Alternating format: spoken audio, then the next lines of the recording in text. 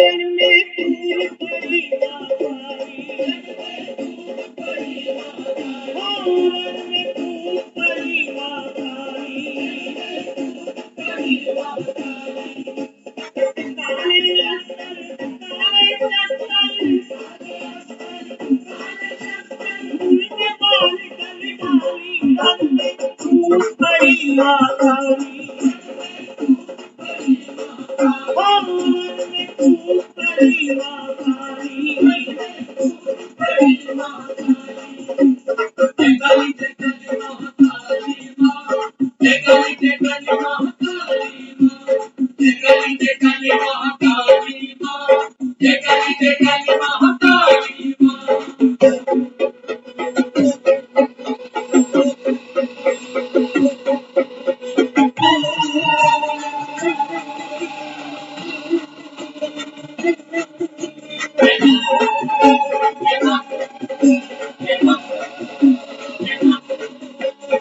बेचापुर में क्रोध बढ़ाया,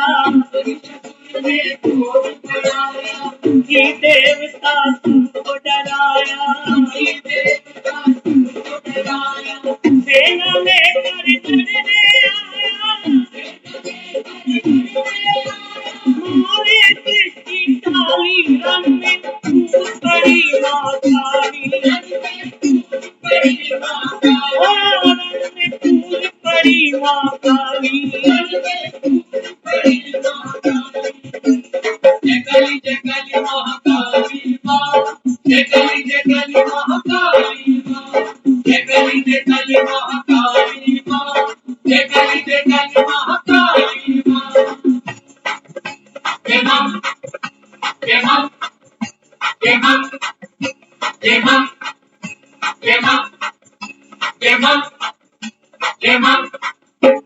जोगनियों ने शोर मचाया,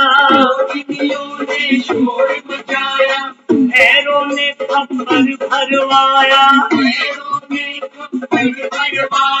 तीरबान त्रिशूल गदाते,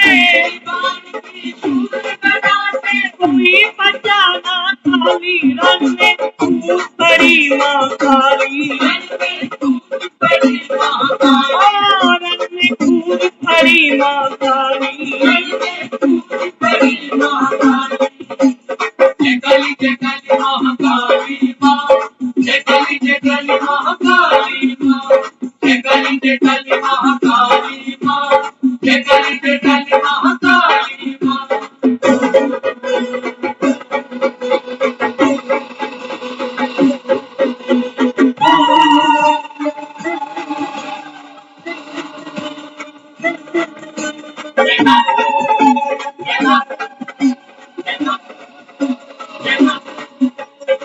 मदिरा पी के माँ पे झपटा, सास सिंह के आगे रखता, पूछ घुमा के शेर ने पटका, पकने लगा वो काली, रण में फूल पड़ी मातारी, रण में फूल पड़ी मातारी।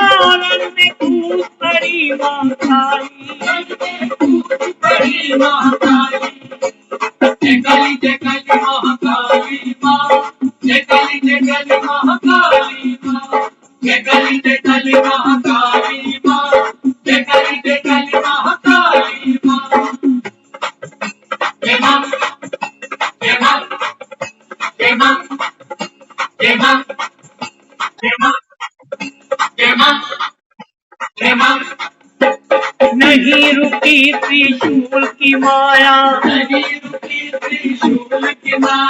क्रोध में काली मार गिराया,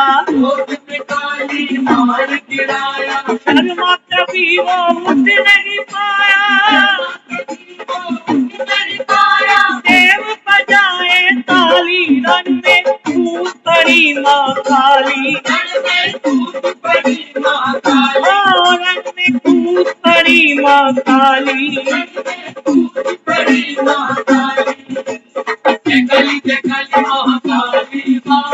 जय काली महाकाली माँ,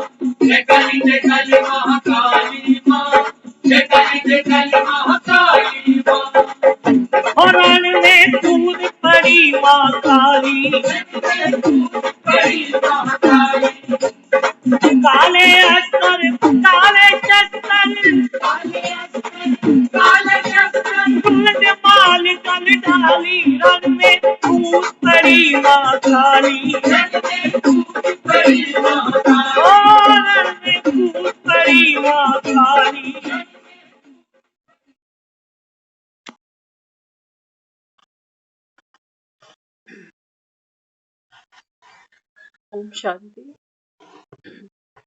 तो आज नवरात्रि का 7वां नवरात्रा और आज माँ काल रात्रि का दिन। भक्तों ने माँ काल रात्रि को आज प्रसन्न किया। कौन है काल रात्रि?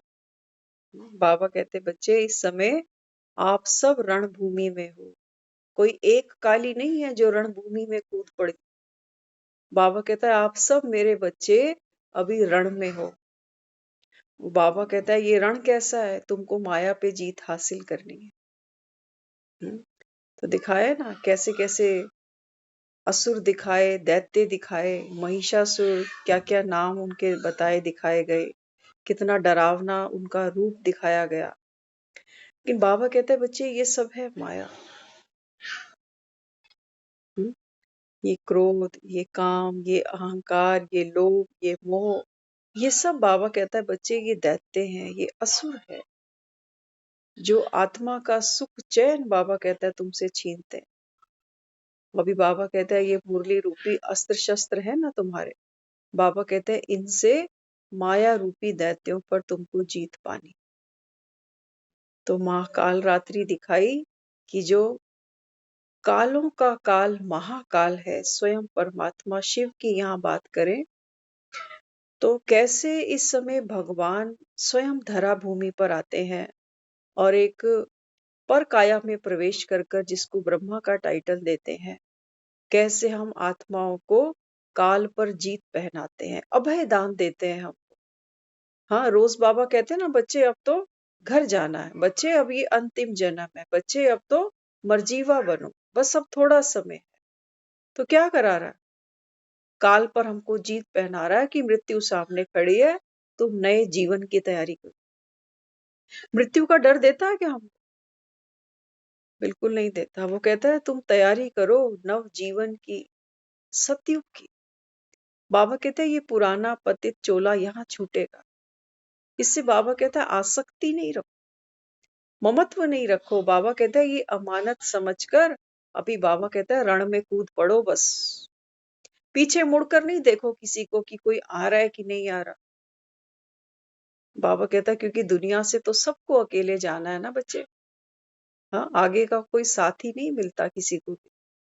तो बाबा कहता है इस समय काली बनकर, बाबा कहता है विकराल रूप धारण करो। किसके प्रति? हम करते हैं विकराल रूप धारण, हम सबको आता है करना, लेकिन किस पर करते हैं पता है आपको? दूसरी आत्माओं पर करते हैं। उनके प्रति हमारा विकराल रूप बन जाता है। किसी के प्रति द्वेष आ गया, किसी के प्रति ईर्ष्या आ गई, तो देखो वहां हमारा विकराल रूप आता है हमको धारण करना। कईयों के साथ तो हमने ऐसे कन्नी काटी है, हम कहते हैं कि इस जन्म में तो दोबारा मुड़कर इसको सलाम भी नहीं करेंगे। माना जीते जी मर गए ना हम उसके लिए, वो हमारे लिए। तो हो गई काल रात्रि की जय। जीते जी हमको मरना आ गया, क्योंकि कई संबंध तो हमने ऐसे ही काट के फेंके हुए हैं। कई आत्माओं के साथ तो हमारी ऐसी ही टर्म्स हैं जैसे जीते जी मरे ही पड़े। बाबा कहते हैं बच्चे कला तुम्हारे अंदर सारी है, कितना बड़ा दृढ़ निश्चय करते हो। कई लोगों को हम रियल लाइफ में भी ऐसे जानते पहचानते हैं जिन्होंने संकल्प लिया था कब बचपन में, आज बूढ़े होने को आ गए कि इसके घर का पानी नहीं पिएंगे, वाकई नहीं पिया। इससे दुआ सलाम नहीं लेंगे, वाकई नहीं ली।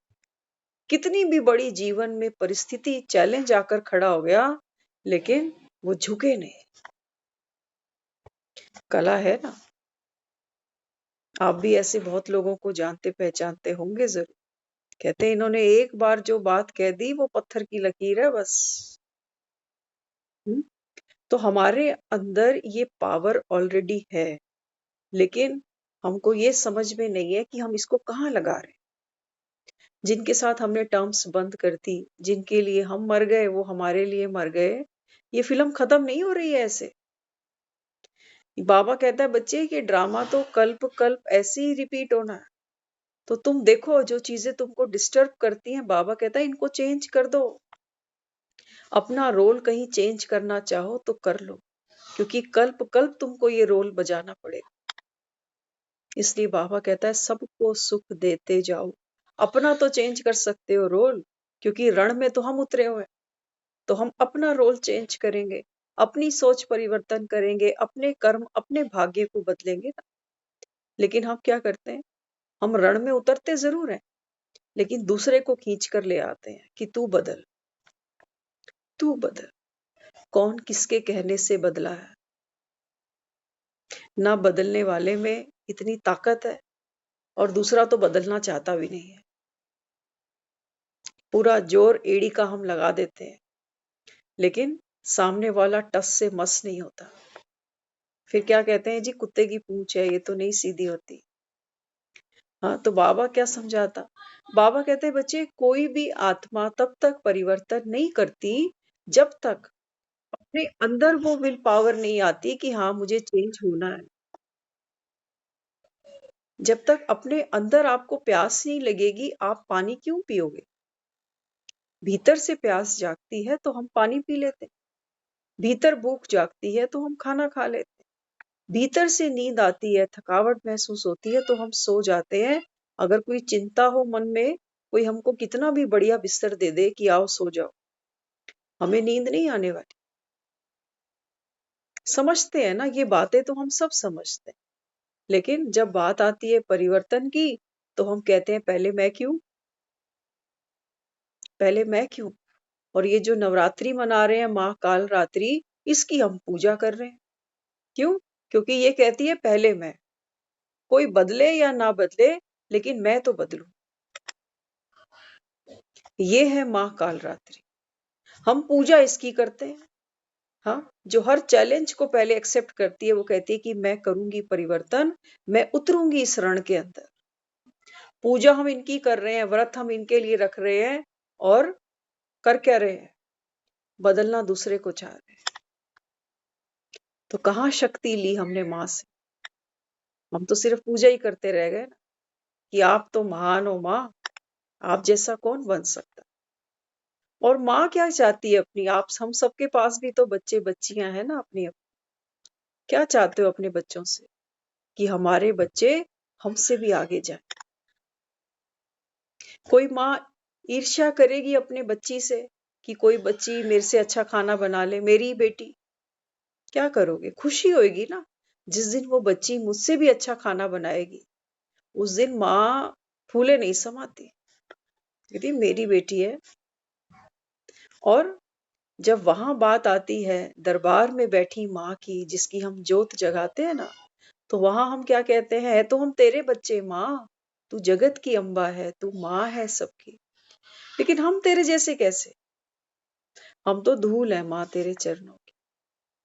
कुछ दिन पहले, 3-4 दिन पहले की मुरली में बाबा ने मॉर्निंग में बोला, बाबा कहते हैं बच्चे तुमने भक्ति की है 63 जन्म, कभी बाबा कहते हैं तुम्हारे ख्यालों में भी थी ये बात कि हम इसके जैसे बन सकते हैं, जिसकी हम भक्ति करते हैं, जो हमारा इष्ट देवी देवता है। कभी बाबा कहता है तुमने सपने में भी नहीं सोचा होगा कि मैं और देवी देवता। आप देखो, एक ऑर्डिनरी लाइफ देखते हैं, जैसे किसी को भी आप देखते हो, किसी ने बहुत सुंदर कपड़े पहने, तो सहज मन क्या कहता है? कि मैं भी ऐसा बनवाऊं। देखते हैं ना। हाँ, किसी के कपड़े देखे, किसी की ज्वेलरी देखी, किसी का घर देखा, किसी का सोफा देखा, तुरंत मन में क्या ख्याल आता है? मैं भी ऐसा लूंगा, मैं भी ऐसा बनाऊंगा। तुरंत ख्याल आता है। यहाँ हमको हेजिटेशन भी नहीं होती सोचते हुए कि क्या मैं ऐसा कर पाऊंगा, खरीद पाऊंगा, ले पाऊंगा, क्या ये सूट, क्या ये साड़ी मुझ पे जचेगी। हम वो सोचते भी नहीं है, हम कहते नहीं मेरा बड़ा मन है, मुझे बहुत अच्छा लगा ये। वहां वस्तुओं के प्रति हमारा ये आकर्षण सहज हो जाता है कि ऐसी मुझे भी चाहिए। तो इसका हमने एक एग्जाम्पल भी उस दिन शेयर किया था। तो धर्मेंद्र जो फिल्म एक्टर हैं, उन्होंने एक बार अपना इंटरव्यू दिया, तो वो बताते थे, कहते हैं जब मैं गांव में रहता था पंजाब के एक पिंड में, तो कहते हैं हमारे यहाँ तो कहाँ बड़े बड़े थिएटर तो मतलब ही नहीं होता था यहाँ होने, लेकिन गांव में कहते पोस्टर लगते थे फिल्मों के। जो नई नई फिल्में आती थी ना, तो गांव के लोग शहर में जाके फिल्में देखते थे उस जमाने में। तो कहते हैं जब मेरे गांव में दीवारों पर वो पोस्टर मैंने देखा, एक उसमें दिलीप साहब की फोटो थी, दिलीप कुमार की। तो कहते जब मैंने उसको देखा तो मैं तो उसके ऊपर फिदा हो गया कि ये कितना खूबसूरत जवान है, ये कौन है? तो कहते मेरे मन में एक उस समय संकल्प आया कि मैं भी फ़िल्मों में काम करके ऐसा हीरो बनूँ, एक दिन इसके जैसा बनूँ। तो कहते हैं बस फिर तो एक बार अखबार में एक ऐड आई, वहाँ लिखा था कि न्यू फेसेस की ज़रूरत है, तो बॉम्बे आ जाओ। कहते हैं मैं जैसे-तैसे कर आके घर के लोग भी राज़ी नहीं थे, लेकिन जैसे-तैसे बॉम्बे पहुँचा, स्ट्रगल के दिन थे उनके, कैसे-कैसे क्या ना करके उनको एक छोटा-सा ब्रेक मिला और फिर धीरे-धीरे आज ये नाम बॉलीवुड में बहुत रिस्पेक्ट के साथ सुना बोला जाता है। तो आज तो कितनी फ़िल्में उन्होंने कर ली और दिलीप साहब के साथ कई बार उनकी बातचीत हुई, कई बार उन्होंने अपने अनुभव सुनाए।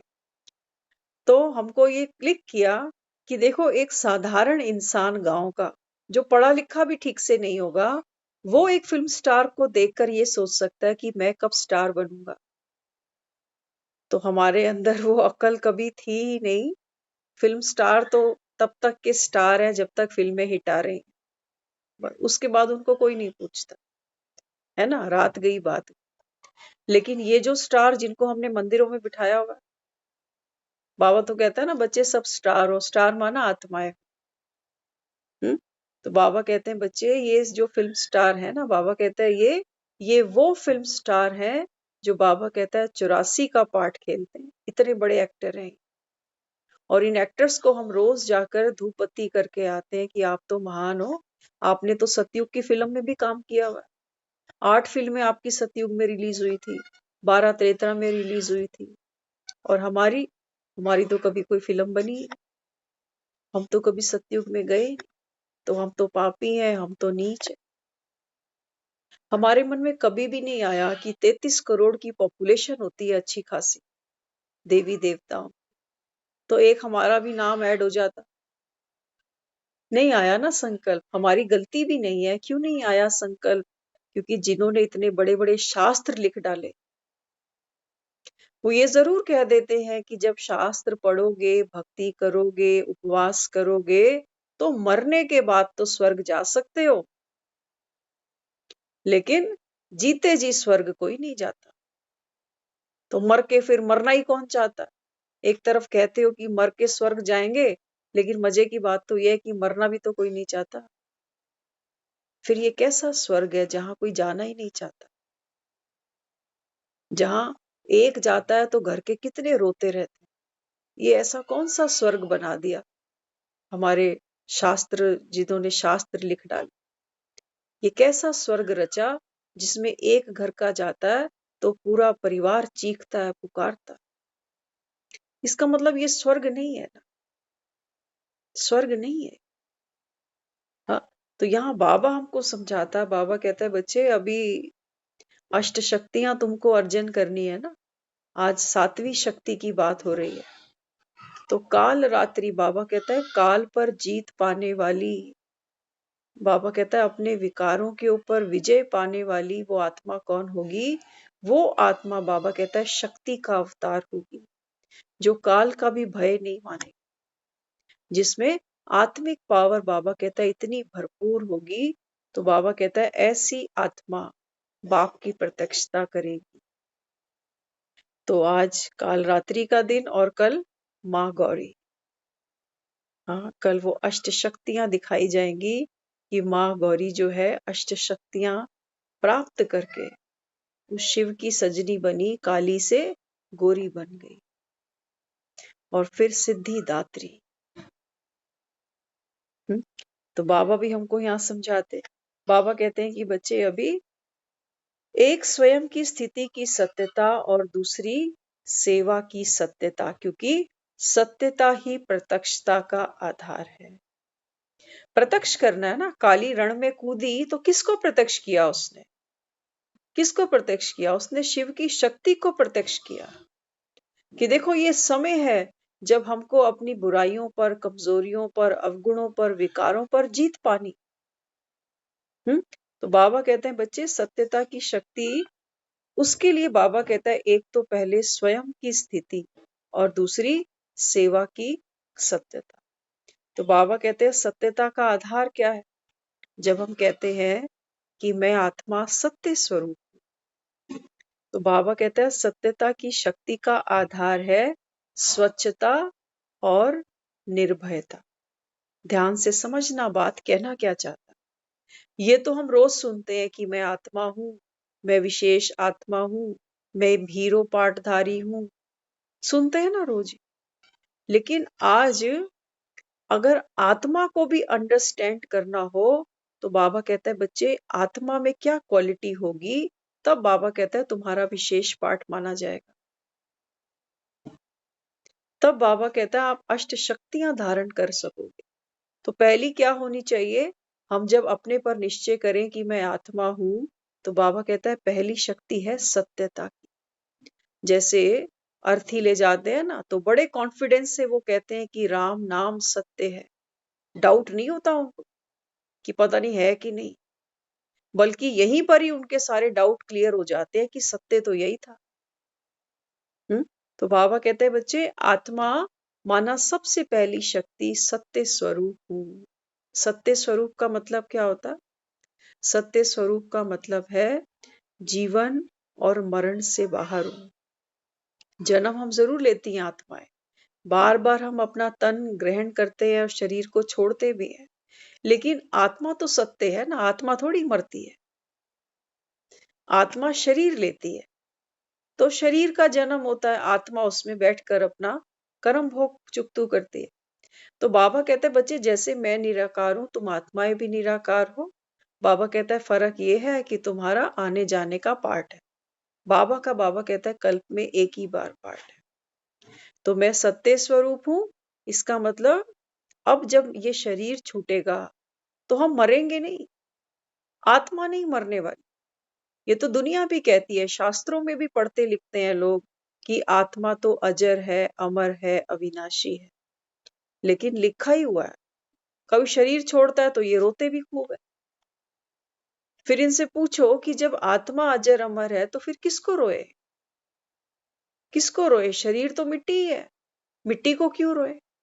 लेकिन नहीं, रस्में बना रखी हैं, पूरे 40 दिन तक वो चलता रहता है, चलता रहता है। अफसोस करने की ऐसी वहां पर डाल रखी है रीति रस्म कि अफसोस करने आते जाना। किस बात का अफसोस करें? तो बाबा कहता है बच्चे सबसे पहली शक्ति आत्मा की सत्यता। इसीलिए सियाने लोग कहते हैं कि जब कोई चला जाए, क्योंकि शरीर तो सभी छोड़े, बाबा कहते हैं बच्चे जब कोई शरीर छोड़ दे ना, बाबा कहते हैं उस आत्मा को दुआएं दो, रो कर। बाबा कहता है किसी का अगला सफर आप बोझिल नहीं करो। हम करते तो यही है, ये सहज है रोना, और रो रो कर सामने वाले को विदा करना, ये सहज है। क्योंकि जीवन है, कभी कई बार हमारे मन में ये भी बात आती है कई बारी कि हम सबको पता है कि सबने चले जाना, लेकिन जब हम किसी की खबर सुनते हैं तो एकदम हैरान होते हैं कि है क्या हुआ, उसको क्या हो गया, अभी कल ही तो बात हुई थी। तो उस समय हमारे मन में कई बार अब ये आने लगा कि पता नहीं था क्या सबने जाना है, तो हैरानी की क्या बात हुई फिर? इसलिए बाबा कहता है बच्चे सत्यता की शक्ति को प्रत्यक्ष करो। तो बाबा कहता है कुछ भी हो जाए तुम्हारी खुशी ना डगमगे। तो अगर मन में हलचल हुई, संशय आया, अगर हम दूसरे को भी रो रहे हैं ना, इसका मतलब अभी हमको पाठ पक्का नहीं है, अपनी बारी आएगी तो पता नहीं फिर क्या करें। इसलिए बाबा कहता है पहली जो सत्यता है, बाबा कहता है सत्यता का आधार क्या क्या दिखाया। एक बाबा ने दिखाया स्वच्छता, और दूसरी निर्भयता। मरना तो है, बाबा कहता शरीर तो बच्चे छोड़ने ही। तो बाबा कहता है तुम निर्भय बनो। नवरात्रि की अष्ट शक्तियां हमको ग्रहण करनी है ना अपने अंदर, उसमें ये भी एक शक्ति है। स्वच्छता तो हम सबको पता चल गई है ना, हम रोज कह देते हैं नवरात्रि आती है तो मंदिर साफ करते हैं, घर साफ करते हैं, नया मंदिर सजाते हैं, क्या क्या करते हैं, है ना। तो बाबा भी यहाँ समझाते, बाबा कहते हैं स्वच्छता और निर्भयता। जाना है। ये बाबा कहता है पक्का करते रहना। हर समय अपने को याद अगर दिलाते रहो ना कि जाना है, जाना है, जाना है। एक तो किसी से झगड़ा नहीं होगा, पहली बात। अगर किसी ने कुछ गलत बोल कह भी दिया तो तुरंत मन में क्षमा का भाव आएगा, कोई दूसरी थॉट नहीं चलेगी। और तीसरा, बाबा के आज्ञाकारी बन जाएंगे। सुदर्शन चक्र घूमता जाएगा, यही सुदर्शन चक्र है कि तो जाना तो है, जाना तो है, क्या किसी से वैर लेके चले। तो बाबा यहाँ समझाते बच्चे, इन दोनों धारणाओं के आधार से सत्यता द्वारा ही प्रत्यक्षता होगी। कौन से आधार बताए बाबा ने? बाबा कहते हैं एक हो मन की स्वच्छता। अगर आत्मा में, अगर मन में किसी के प्रति वैर भरा हुआ है तो हम नहीं कह सकते कि मैं सत्य स्वरूप भगवान का बच्चा हूं। भगवान थोड़ी किसी के प्रति वैर रख के बैठा हुआ कि ये तो ज्ञान ही नहीं सुनते, ये तो ब्रह्मा कुमार कुमारी बना ही नहीं। वो बेचारा थोड़ी किसी से वैर कर रहा। तो बाबा भी यहाँ क्या समझाते? बाबा कहते हैं बच्चे एक तो है स्वच्छता और दूसरी निर्भयता। तो किसी भी प्रकार की स्वच्छता, जरा भी सच्चाई सफाई की कमी है तो कर्तव्य की सिद्धि प्रत्यक्षता हो नहीं सकती। कैसी भी, बाबा कहता है विचारों की भी, अगर बाबा कहता है मन में अस्वच्छता है, अपवित्रता है, तो बाबा कहता है फिर नहीं कह सकते कि अष्ट शक्ति स्वरूपा हूं। फिर बाबा कहता है नहीं कह सकते। तो बाबा समझाते, सच्चाई सफाई, सच्चाई अर्थात जो हूं जैसा हूं उस ओरिजिनल सत्य स्वरूप में स्थित हो जाना। ध्यान से सुनना, बहुत इंपॉर्टेंट मुरली है। हम कह तो देते हैं आत्मा सत्य है, नित्य है, लेकिन बाबा क्या कहता? बाबा कहते हैं बच्चे सच्चाई का अर्थ क्या है? कहते हैं ना, माई मेरी सच्चियां जोता वाली माता तेरी सदा ही जय। तो ये सच्ची जोत का क्या मतलब है? हाँ, तो बाबा देखो क्या समझाता। बाबा कहते हैं सच्ची सुच्ची जोत का मतलब ये होता है कि मैं जो हूं, मैं जैसा हूं उस स्वरूप में स्थित हो जाना। तो हम कैसे हैं? बाबा कहता है ना बच्चे आप आत्माएं तो निराकारी हो, परम धाम से आए और बच्चे मेरे हो। इसलिए हम माँ के मंदिर में जाके कहते हैं सच्चियां जोता वाली माता, क्योंकि वो उस स्वरूप पे स्थित है। हम है?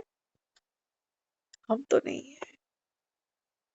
आपने देखा होगा बहुत लोगों को जब जोत जगती है ना घर में, हाँ, तो कई लोग जोत की तरफ देखकर भी कहते हैं देखो माँ की जोत जग रही है ना, मैं झूठ नहीं कहूंगा।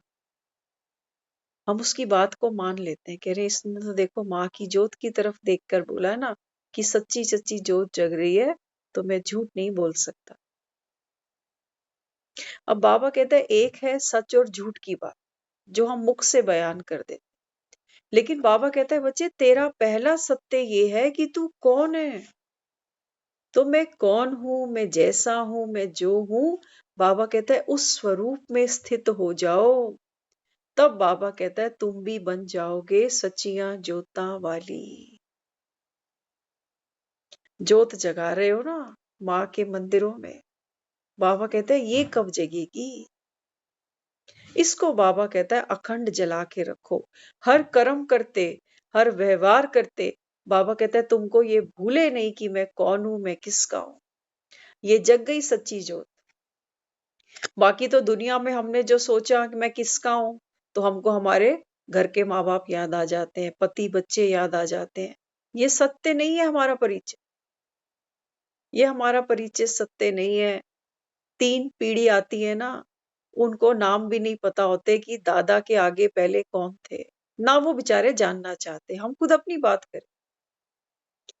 हमारे जो लौकिक फादर हैं वो कई बारी कोशिश करते हैं कि हमको रटाने की कि उनके वो नाम थे, जो दादाजी थे उनके फादर का ये नाम, उनका वो। हम इंटरेस्ट ही नहीं लेते। हम ये सोचते हैं हमको तो ये नाम भी भूलने हैं जो बाबा कहता है कि अब भूलो भूलो, और ये कितने पुराने पुराने नाम याद दिला रहे। करना क्या अभी? हम्म।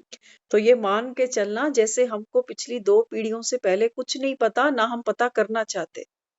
वहां लोग जाते हैं हरिद्वार में, हम कई बार गए हुए हैं। तो वहां आप भी कई बार अगर देखा होगा ना, तो जब कोई चला जाता है तो उसका नाम वहां लिखवाते हैं, पोथी में बोलते हैं उसको।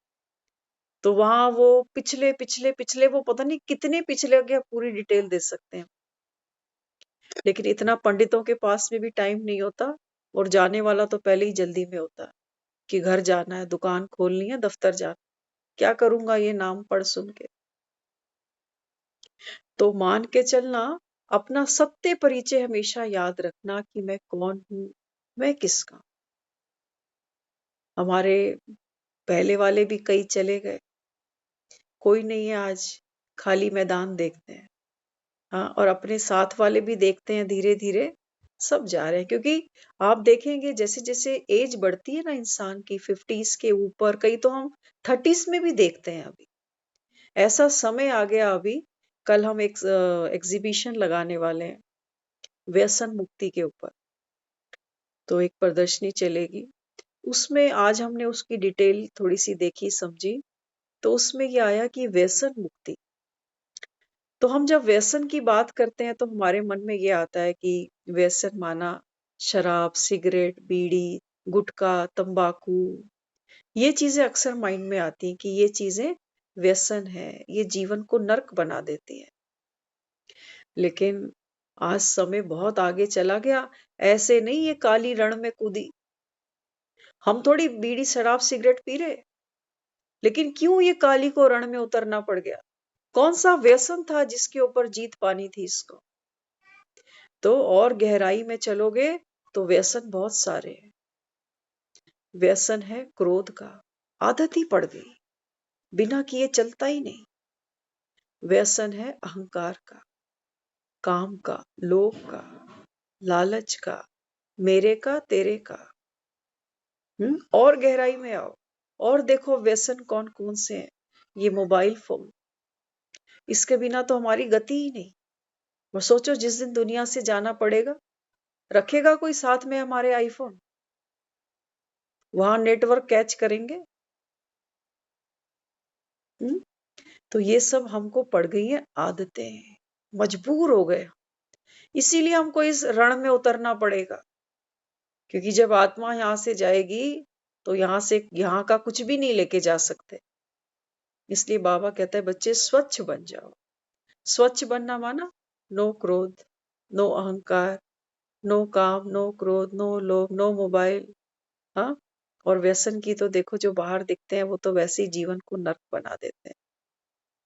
जो ये हमारे अंदर के व्यसन है ना, जो किसी को दिखते नहीं है, ये अंदर के व्यसन हमारे मन को अस्त व्यवस्थ कर देते हैं, मन की शांति भंग कर देते हैं। 4 दिन की जिंदगी है, उसमें भी 4 दिन हमारी चिंताओं में ही सूख सूख के निकल जाते हैं। क्या मौज ली हमने। शास्त्रों में लोग कहते थे कि इतनी योनियों में धक्के खाते हैं, जानवर कीट पतंगा बनते हैं, एक जन्म तुमको 84 लाख योनियों के बाद मनुष्य का मिलता है। तो क्या वो ये जन्म है? इतनी तो दुनिया भर की बीमारियां हैं। रिश्ते देखो, एक का मुंह इधर एक का उधर। और हमारे भाग्य देखो, किसी की उम्र इतनी सी, किसी की इतनी। क्या ये है वो मनुष्य जन्म? ये तो इनाम मिलना चाहिए था हमको, अगर हमने 84 लाख जानवरों की योनियां काटी हैं। तो आप खुद देख लो हमारा जीवन आज कहाँ पड़ा हुआ है। थोड़ी सी देर मन की शांति के लिए हमको क्या क्या जतन करने पड़ते हैं। करने पड़ते नहीं करने पड़ते? बाबा तो कहता है तुम खर्चे भी करते हो, पहाड़ों पे घूम भी आते हो, किसी रिश्तेदारी के घर भी चले जाते हो जो 2-4 दिन। लेकिन बाबा कहता है बदलता फिर भी कुछ नहीं है। कुछ नहीं बदलता। जब तक हमने ही खुद को नहीं बदला तो ये संसार क्या बदलने। क्या कहते हैं, दुनिया तो जी बहुत खराब। अब बाबा कहते हैं अब ये दुनिया तो तुमने खराब कर दी, अब इसको ठीक कौन करे? ठीक करने वाला भी तो कोई चाहिए ना। इसलिए बाबा कहता है अभी रण में कूद पड़ो, बाप कहता है तुमको आंच भी नहीं आने दो, मरना तो है ही। हाँ, तो रण में बाबा कहता है वो कूद पड़ेंगे जिनका बल एक बाप एक भरोसा होगा। बाबा कहते हैं आज हम ना बैठे थे सेंटर पे, तो नवरात्रि में वहां बाबा के रूम में दीदी ने एक माँ की बहुत सुंदर प्रतिमा भी स्थापित की हुई है। तो आज जब हम वहां जाके बैठे ना, तो एक संकल्प चल पड़ा, क्योंकि जब हमने उस प्रतिमा को बड़े गौर से देखा तो वो जो शेर था ना, जो शेर दिखा रखा था, मूर्ति है वो, तो वो ट्रांसपेरेंट दिख रहा था शेर। माना शेर ट्रांसपेरेंट दिख रहा है कि ये खाली है अंदर से। तो वो संकल्प चल पड़ा कि बाबा तो ठीक ही कह रहा है कि ये शेर बच्चे पेपर टाइगर है, इसके अंदर कुछ भी नहीं है, ये सिर्फ नाम का शेर है। तुम्हारे जीवन में जो ये विघ्न आते हैं, जो परिस्थितियां आती हैं, ये हमारा शरीर भी, हम तो वहां यही देख रहे थे कि शरीर है वो शेर, हमारी कर्मेंद्रियां शेर बनी हुई है अभी। मुख जो मांगता है वो इसको खिलाना पड़ता है, करते हैं ना गुलामी इसकी, ये शेर की तरह दहाड़ता है। आंखें जो देखना चाहती हैं वो देखा देते हैं इसको, आत्मा लाचार बनी हुई है। बाबा कहता है बच्चे ये शरीर है ना, और हमने ये सारा वही मंथन चलता जा रहा था कि ये शेर खाली है, इसके अंदर कुछ नहीं है, और हमारा ये शरीर है ना, ये भी खाली है। भले ही वजन होगा इसमें 70-80 किलो 50 किलो का, लेकिन शरीर खाली है, एक फूंक से चल रहा है बस। ये एक सांस आती है तो शरीर चल रहा है, एक सांस रुकी ये शेर गिर जाएगा। बस इतनी पावर है इस शरीर की, लेकिन दिखता तो बड़ा कुछ है। पहनना ये है, खाना ये है, घूमना वो है, ये करना है वो नहीं करूंगा, ऐसे बात करूंगा ऐसे नहीं करूंगा, मैं झुकूंगा क्यों, मैं कोई छोटा हूं। ये शेर है। बाबा कहता है इस पे बैठ जा, इसमें कोई दम नहीं है इस शेर में, एक श्वास का ये मालिक है बस। एक श्वास छूटी ये शेर नीचे गिरा पड़ा मिले, 4 लोग ये शेर उठा के ले जाए, फूंक देंगे इसको। लेकिन बाबा कहता है तू तो शेर पर बैठ कम से कम। यही बाबा कहता है एक पूरे कल्प में यही एक समय है जब तुम, बाबा कहते हैं, रण में कूदो। अभी नहीं तो फिर कभी भी नहीं, बैठे रहना देखते फिरते। तो बाबा भी यहाँ समझाते, बाबा कहते बच्चे आत्मा की सत्यता सतो प्रधानता है, तो पहली सच्चाई यह है। क्या है पहली सच्चाई? बाबा कहता है आप कौन हो, किसके हो। बाबा कहता है इस स्वरूप में सदा टिके रहो। तो बाबा कहता है फिर ये विकार, ये दैत्य, ये दानव, ये असुर, बाबा कहता है तुम्हारा कुछ कर नहीं सकते। आज सुबह जब सेंटर पर मुरली शुरू हुई ना, तो एक भाई ने दीदी से प्रश्न किया कि दीदी मुझे कल किसी पर गुस्सा आ गया। तो भाई ने कहने लगे कि मुझे तो लगता है मेरा 2.5-3 साल का सारा पुरुषार्थ बेकार गया।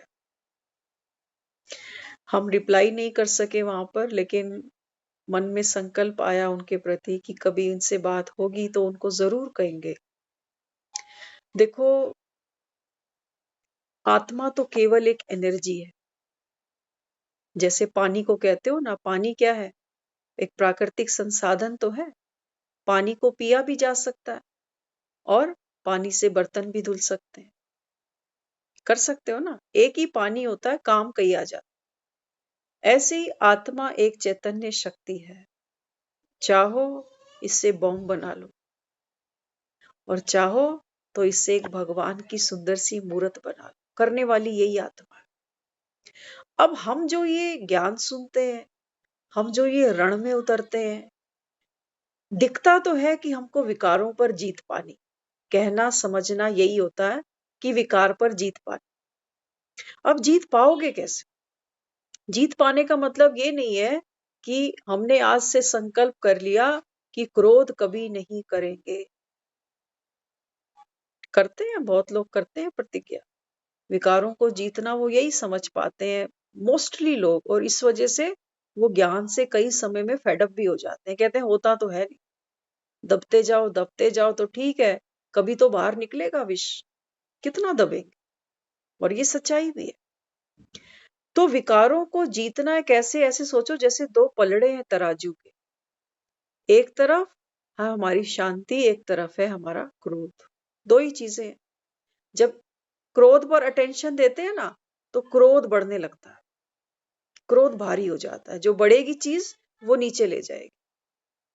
और जब हम शांति पर अटेंशन देते हैं, तो शांति का वजन बढ़ने लगता है और क्रोध हल्का होने लगता है। ऐसा नहीं हो सकता कि एक पलड़ा हम तोड़ के फेंक देंगे, वो नहीं हो सकता, कभी नहीं हो सकता वो। हाँ, क्योंकि आत्मा को पूरे के पूरे 4 युगों में पार्ट बजाना है। तो द्वापर में आएगी, जब गिरेगी तो ये विकार तो निकलेंगे बाहर, कहाँ जाएंगे? दो पलड़ों का खेल है सारा। आप जिस चीज पर फोकस करोगे वो बढ़ जाएगी, और जैसे ही अगर मैंने शांति पर फोकस किया तो क्रोध अपने आप कम हो जाएगा। क्रोध को अगर यूज कर लिया तो शांति कम हो जाएगी। तो हमको अटेंशन कहाँ देनी है? इन पलड़ों में नहीं खेलना हमको, ये तो ऊपर नीचे होते रहेंगे। हमको सारी अटेंशन कहाँ देनी है? तराजू के कांटे पर। तराजू का कांटा देखा ना आपने? वो जब बीच में ठहरता है तब हम कहते हैं कि सौदा खरा खरा। तो हमको इस थर्ड आई को जगा कर रखना है। ये थर्ड आई जब जागेगी तो ये साक्षी है। साक्षी होकर आत्मा केवल साक्षी बनती है। फिर उसका क्रोध करने में कोई इंटरेस्ट नहीं है, क्योंकि क्रोध के पीछे भी तो क्या छिपा था? क्रोध के पीछे हमारी कोई टारगेट, कोई इच्छा, कोई वासना थी जो पूरी नहीं हुई, तो हमको गुस्सा आ गया। अब वो भाई को गुस्सा क्यों आया? दो रीजन थे उसके पीछे। एक रीजन तो ये भाई ने बोला कि मैं अपनी जगह बिल्कुल जेन्युइन था, सही बात पर मैंने उनको सुना दिया, लेकिन उसके पीछे एक वासना ये भी खड़ी हुई थी कि क्रोध नहीं करना। ये भी वासना है कि क्रोध नहीं करना चाहता मैं। क्यों? क्योंकि मुझे तो स्वर्ग जाना। अगर मैंने क्रोध कर दिया तो मेरी तो स्वर्ग की टिकट ही कैंसिल हो जाएगी। तो वासना अगर भीतर पड़ी हुई है तो क्रोध भी आना ही। बहुत गहराई है ज्ञान की। ऊपर ऊपर से क्या ले जाते हो कि क्रोध नहीं करेंगे? करके देख लेना। साक्षी बनने पर हमको जोर देना। साक्षी माना थर्ड आई। जब आपके घरों में लाइटें जग रही होती है ना, तो चोर चोरी नहीं कर सकता उस समय। वो कहेगा यहाँ सब जाग रहे हैं, अभी पकड़े जाएंगे। तो ये दैत्य भी तो चोर है, ये क्रोध क्रोध काम ये सब चोर ही तो है। जब ये लाइट जगती रहेगी तो किसी की मजाल नहीं है कोई भीतर आके चोरी कर जाए। हम क्या करते हैं? ये लाइट तो बंद हो जाती है और सारा फोकस वहां चला जाता है कि गुस्सा तो नहीं कर रहा, गुस्सा तो नहीं कर रहा, किसी में मोह तो नहीं आ रहा। फिर हम सारा दिन डूइंग डूइंग में ही गुजर जाते। बीइंग पर हमारी कोई अटेंशन नहीं है कि मैं हूं कौन। बाबा ने कहा ना, कौन हूं, किसका हूं? बाबा कहते हैं ये है तुम्हारी सत्यता की शक्ति, ये है सच्चाई सफाई। तो इस पर अटेंशन देनी थी ना। हमने इसको तो छोड़ दिया, इसको तो भूल गए। अब कर्मों की तरफ, एक एक कर्म को कब तक छांटते रहो? क्या क्या मुंह से निकाल कर आते हैं, लिखा थोड़ी जाता है। खुद को ही याद नहीं होता सारा दिन किससे क्या बोलकर आ गए। लेकिन जब एक इस पर अटेंशन देते हैं तो फिर हर चीज अपने आप सहज हो जाती है। तो यहाँ बाबा ने भी समझाया। बाबा कहते हैं बच्चे, सत्यता नेचुरल संस्कार रूप में है, वह पुरुषार्थ से सत्यता की स्टेज तक लाना पड़ता है। ये वही बात आ गई अभी। हाँ, बाबा कह रहा है कि सत्यता माना सच्चाई तुम्हारी, कि मैं कौन हूं, किसका हूं। बाबा कहता है ये तुमको नेचुरल याद रहता है, या तुमको मेहनत कर करके बाबा कहता है ये याद खुद को दिलाना पड़ता है। एक बार हम किसी से सुन रहे थे, तो थोड़ी सी मुरली आज फास्ट करेंगे क्योंकि आज लेट भी ज्वाइन हुई थी। तो उन्होंने बोला, किसी को कहते हैं मैंने तो इतनी भक्ति की है, इतनी पाठ पूजा की है, मुझे हर किसी में भगवान दिखता है, फूलों में, पत्तों में, पेड़ों में, इसमें उसमें। तो बड़ा प्रसन्न था। तो अब गुरु के पास पहुंच गया, और वो गुरु भी कोई छोटी मोटी हस्ती नहीं थी। अब उसने बोला कि भाई तू तो बड़ा लकी निकल गया, तेरे को तो सब जगह भगवान दिखता है। कहता तू करता क्या है ये सब करने के? कहता मैं रोज अभ्यास करता हूँ। जिस गुरु ने मुझे ये सिखाया है, वो कहता है सबके अंदर ना भगवान को देखना चाहिए। पेड़ में, फूल में, इंसानों में, जानवर में, सबको भगवान को देखा। तो उसने बोला अच्छा ठीक है, कितने साल से कर रहा है ये प्रैक्टिस? बोला 20 साल हो गए। कहते 20 साल से तू अभी भी प्रैक्टिस कर रहा है इसकी? बोला हाँ। कहता अच्छा अब 2-3 दिन यहाँ रुकेगा ना मेरे पास में, अब बिना प्रैक्टिस के मुझे बताना कि अब क्या दिखता है। कहता ठीक है। कहता लेकिन अब वो प्रैक्टिस मत करना, वो पुरुषार्थ मत करना जो गुरु ने बोला था कि खुद को याद दिलाना पड़ रहा है बार। कहता ठीक है, अब मैं पुरुषार्थ नहीं करूंगा। तो वहां उसने 12 घंटे ही बिताए थे अभी, और गुरु के पास जाके चला गया। कहता है मेरी तो 20 साल की मेहनत सारी बेकार हो गई। क्या हुआ? कहते हैं आज तो मुझे किसी में भी भगवान नहीं दिख रहा था। मेरी 20 साल की मेहनत तुम्हारी वजह से बेकार हो गई। तो गुरु ने बोला अब तो आंखें खोल, अब तो आंखें खोल। ये पुरुषार्थ कैसा? जब तुझे सबके अंदर भगवान अगर है तो फिर दिखे ना, फिर इसमें खुद को बार बार याद दिलाने की क्या बात आ जाती? तो गुरु ने तेरे को बैसाखी दी कि थोड़ा सा अपने आप को समझदार बनाए और चल निकले। अब तू पूरी जिंदगी यही पुरुषार्थ करता जा रहा है, बिना पुरुषार्थ के जो जैसा है वो तुझे दिखाई नहीं पड़ रहा। तो गुरु ने उसको समझाया, कहते हैं ये तेरा 20 साल का जो पुरुषार्थ था ये तो व्यर्थ गया, क्योंकि बिना जतन के तू देख नहीं पा रहा सबके अंदर भगवान। तेरे को मन को राजी करना पड़ रहा है, लेकिन इसका मतलब है नहीं ना, और तू मन को राजी कर करके देख रहा है। जैसे आप किसी को शराब पिला दो और फिर शराबी को बोलो कि ये एक नहीं ये 2 पेड़ है, तो उसको 2 दिखेंगे, क्योंकि नशा किया हुआ है उसने। लेकिन जब नशा उतरेगा तो पेड़ तो एक ही था। तो बाबा भी हमको यही समझाता है। बाबा कहते हैं बच्चे ये पुरुषार्थ ऐसे नहीं कि भाई करते ही जा रहे हैं, करते ही जा रहे हैं, अंत तक पुरुषार्थी ही रहोगे क्या? बाबा कहते हैं बच्चे जो जैसा है तुमको वैसा दिखे। जो इंसान, क्योंकि सबके अंदर तो भगवान नहीं है, हमको तो बाबा ने ये ज्ञान नहीं देता। बाबा कहता है सब कोई आत्माएं हैं, तुमको दिखती है, हमको नहीं दिखती। हमको किसी में पति दिखता है, किसी में पत्नी दिखती है, किसी में बच्चा, किसी में सास, किसी में बहू, किसी में नंद, हमें ये दिखता है। इसका मतलब हमारी तीसरी आंख खुली नहीं है अभी। तो हम खुद को कैसे चैलेंज कर दे कि हम क्रोध को जीत लेंगे? हमें तो सामने खड़ी जो आत्मा है वही नजर नहीं आ रही, शरीर में जो बैठी चैतन्य धारा बह रही है वो नहीं दिखती हम। हम्म।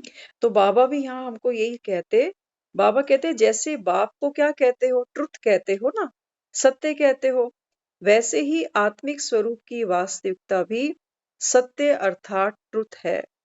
तो सत्यता सत्व प्रधानता को कहा जाता है। ऐसी सच्चाई है, पूछता है बाबा। बाबा कहता है ये सच्चाई सफाई है तुम्हारे पास। वो नवरात्रों में भगत तो बेचारे मंदिर ही चमका रहे। बाबा कहते हैं मैं इसकी बात करता हूं तुमसे। है बाबा कहता है ये सच्चाई सफाई। तो बाबा कहता है आप पहले इसको चेक करो। जरा भी संकल्प द्वारा भी अशुद्धि अर्थात बुराई को व अवगुण को टच नहीं करो। बुद्धि द्वारा भी स्वीकार किया तो संपूर्ण सफाई नहीं कहेंगे। बाबा कहता है बच्चे व्यर्थ की सोच, व्यर्थ को देखना, बोलना, ये सब बाबा कहता है ये अशुद्धता है, अस्वच्छता है, इसको छोड़ो। हम्म। और दूसरी दूसरी कंडीशन बाबा कहता है निर्भयता, जिसकी आज हमने चर्चा करी, काल रात्रि माना काल पर जीत पाने वाली, काल के मृत्यु के भय से भी निर्बंधन आते।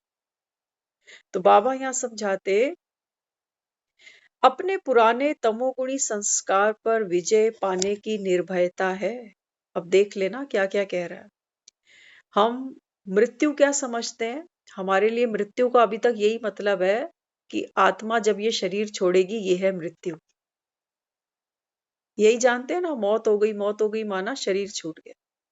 लेकिन आज समझ लेना कि बाबा जो कालों का काल महाकाल है, ये कैसे हम आत्माओं को अभय दान देता है, मृत्यु के भय से हमको मुक्त करता है। आज सुन लेना। बाबा यहाँ समझाते, बाबा कहते हैं बच्चे सबसे पहली जो मृत्यु होगी ना संगम पर, वो किसकी होगी? बाबा कहता है ये होगी तुम्हारे तमोगुणी संस्कारों की पहली मृत्यु, हमारे तमोगुणी संस्कारों की मृत्यु होगी। तो बाबा कहते हैं इन पर विजय पाने की निर्भयता है। तमोगुणी संस्कार क्या है हमारे अंदर? हमारे अंदर ज्यादा सोना, ज्यादा खाना, ज्यादा व्यर्थ सोचते जाना, आलस, नींद, अलबेलापन, ये सब है हमारे अंदर तमोगुणी संस्कार। बाबा कहते हैं सबसे पहले इनकी मृत्यु होगी। क्या तुम इतने निर्भय हो? डर तो नहीं लगता कि हाय ये नहीं होगा तो कैसे जीऊंगा? व्यर्थ की बातें सुनने में नहीं मिलेंगी तो टाइम कैसे पास करूंगा? सोऊंगा नहीं तो इतने घंटे फिर क्या होगा? तबीयत तो नहीं खराब हो जाएगी? है ना? तो बाबा कहता है सबसे पहली मृत्यु किसकी होती है? तमोगुणी संस्कारों की। तो जो रण में कूद पड़ी महाकाली, बाबा कहता है वो सबसे पहले अपने तमोगुणी संस्कारों का बाबा कहता है जाकर के वध करती है, जिसको दिखाया गया असुरों का गला काट दिया। तो बाबा समझाते क्या करूं होता ही नहीं, यह भी निर्भयता नहीं है। अगर मन में ये आता है ना कि क्या करें, बड़ा मुश्किल है। आपने देखा होगा ये जो युद्ध दिखाते हैं ना टीवी में, सीरियल्स में, इसमें भी दिखाते हैं कि एक बार माँ ने उसका गला काट दिया दैत्य का और वो फिर लग गया। दिखाते हैं ना, एक बार गला काटा वो फिर जिंदा हो गया, फिर एक बार काटा वो फिर जिंदा हो गया। तो बाबा कहते हैं बच्चे ये तुम्हारे पुराने संस्कार है जो कहते हो छूटते ही नहीं। हम गिराते हैं ये फिर आ जाते हैं, हम गिराते हैं ये फिर आ जाते हैं। बाबा कहते हैं तू हिम्मत नहीं हार। इसलिए बाबा कहते हैं अन्य आत्माओं के दूसरी मृत्यु किसकी होगी? अब सुन लेना दूसरी मृत्यु। बाबा कहता है अन्य आत्माओं के संपर्क और संबंध में स्वयं के संस्कार मिलाना और अन्य के संस्कार परिवर्तन करना, इसमें भी निर्भयता हो। यहां पर भी डरे नहीं हम कि पता नहीं इसके साथ तो मेरे संस्कार मिलते ही नहीं। बाबा कहता है इस डर की भी मृत्यु होगी। फिर बाबा कहता है तीसरा, विश्व की सेवा में वायुमंडल व अन्य आत्माओं के सिद्धांतों की परिपक्वता को देखते हुए संकल्प में भी उन्हों की परिपक्वता का प्रभाव पड़ना, यह भी भयता है।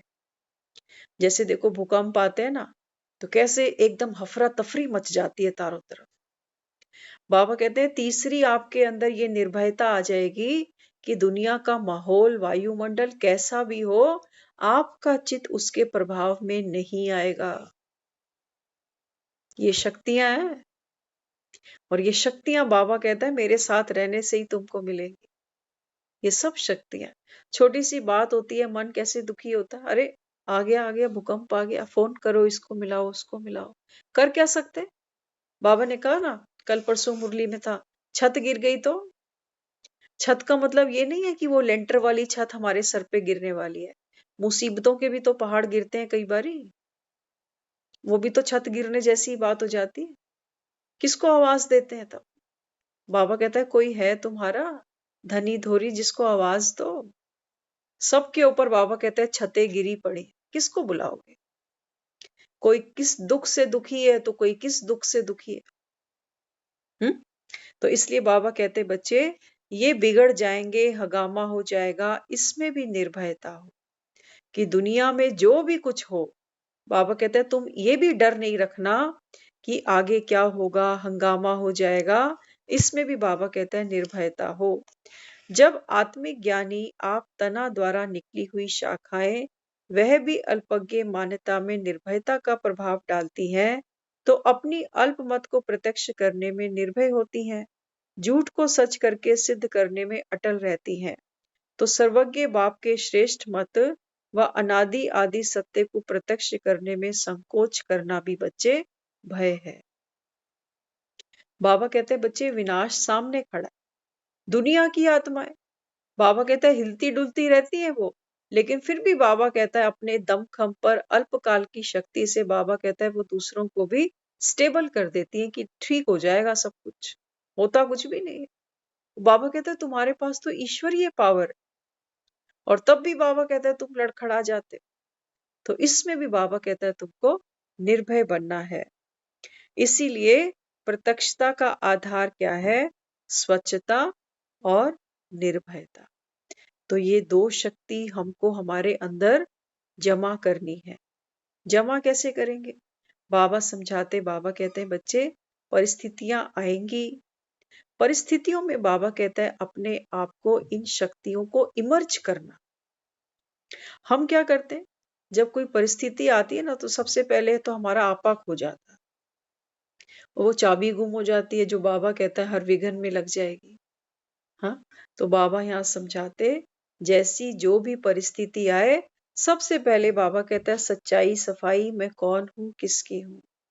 फिर निर्भयता की शक्ति आपके अंदर होनी चाहिए कि बाबा समझाते कि बच्चे अब तो परिवर्तन होना ही है, मुझे करना ही है, मुझे रण में कूदना ही है, और कोई रास्ता है नहीं। यही एक वो महापरिवर्तन का समय है जिसको कहते हैं माँ काली और फिर माँ गौरी।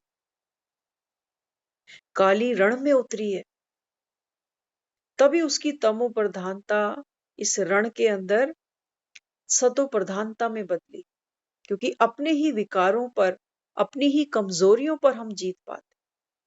क्रोध हमारे ही तो भीतर, कहीं बाहर थोड़ी है।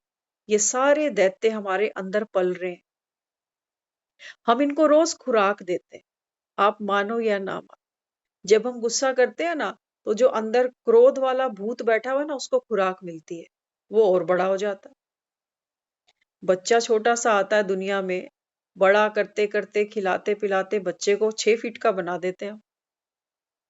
ऐसे ही ये जो बैठे हैं हमारे अंदर भूत पिशाच, ये भी तो 63 जन्म से पल रहे हैं अंदर, और इनको हम रोज खुराक देते हैं। तो इनकी खुराक रोकने के लिए क्या करना पड़ेगा? एक ही उपाय है, इसको जगाते रहना।